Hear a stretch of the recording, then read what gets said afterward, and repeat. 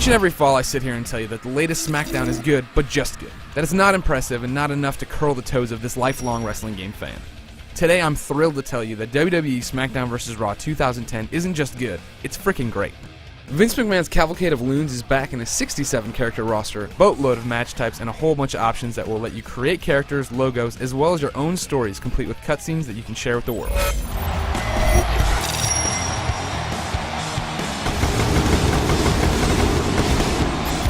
If there's one thing Smackdown vs. Raw 2010 nails, it's the WWE style presentation. Thanks to new bells and whistles such as the live logos you see on TV and the copyright symbol popping up at the end of matches, these bouts feel like they're ripped from the actual program. The game loads in a blink of an eye, so you'll be happy to sit through the pomp and circumstance before a title match, and in the game the fugly HUD of the past has been tossed in favor of a small halo around your character's feet. In short, it looks great because it looks real. Another beautiful addendum this year for fans is how blood works.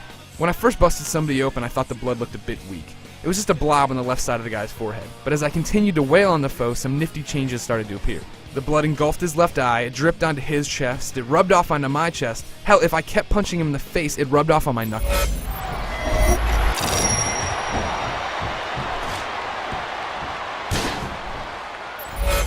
If you've played Smackdown in the past few years, you should know what to expect when it comes to controlling your grappler. The left stick moves you and the right stick grapples, etc, etc, etc.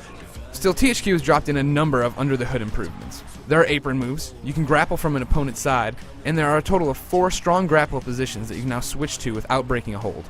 Reversing is now assigned to 1 button rather than last year's 2, and you can pretty much reverse any finisher at any time. Beyond all the nuts and bolts stuff, there's a lot to talk about. The majority of the matches from last year are back and untouched, the Inferno match, Hell in a Cell, and so on. And so is stuff like the 4-player online and the ability to move championships around via the roster editor. But there are some new and improved contests. Remember how crappy the Royal Rumble has been in the past? THQ overhauled it, so now knocking dudes out comes down to a quick-time minigame that's actually fun to play. Championship Scramble is here with various time limits so that you can defend your titles like they do on TV, and there are 6 new Road to WrestleMania campaigns for you to embark on that feature more choices, more twists, and more entertainment than ever. I mean, these things are awesome. Still, the biggest stuff this year is the creation-community combination. Create a Superstar is back and overhauled with 3D items so the characters look better than ever.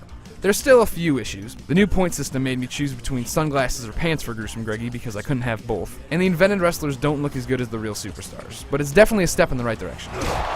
The paint tool lets you create any image you want. The highlight reel's back and this time allows you to record match highlights and edit them into entrance movies. And then there's the story designer, which is the biggest addition to the series in years. Here you're given a calendar with the next 10 years of WWE programming on it and allowed to create whatever story or feud you want for the program you want.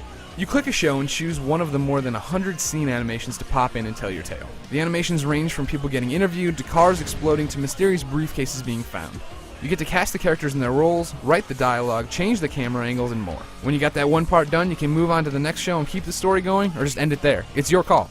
When all your creating is done, you can upload the content to the Smackdown vs. Raw servers where people can download, search for, comment on, and rate your work. Literally, you're getting an endless stream of free content for this game.